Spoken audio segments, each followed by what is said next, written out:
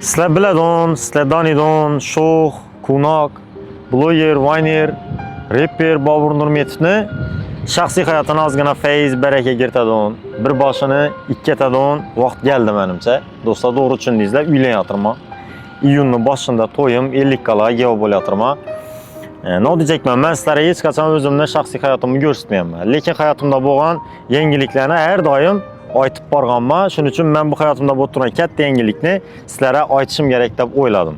Sababi uylangan bloger og'alarimiz, uylangan mediada yurgan og'alarimiz uylanganingdan keyin ijoding to'xtab qoladi, yo bo'lmasa silab ilashasan, ijod yoqmay qoladi deb ko'p ogohlantirdilar meni. Sizlar bilan endi shu narsani guvohi bo'lamiz. Uylangandan keyin ijodimiz nechik bo'ladi ekan, lekin biza bu narsaga tayyormiz. 2-3 oydan bana sal uzilishlar bo'lib turibdi Instagramda, bilasizlar.